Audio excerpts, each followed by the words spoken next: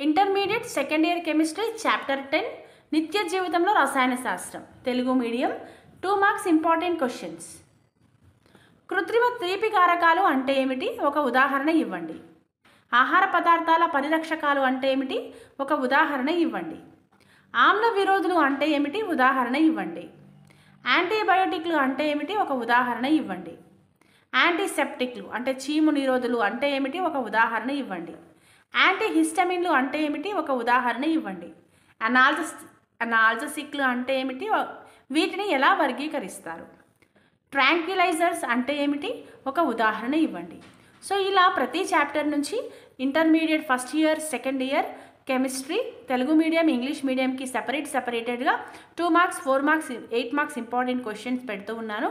మీకు కనుక నా వీడియోస్ మీరు ఎవరైనా నా వీడియోస్ని కొత్తగా చూస్తున్నట్లయితే మీకు కనుక నా వీడియోస్ నచ్చినట్లయితే యూస్ఫుల్గా ఉన్నాయి అన్నట్లయితే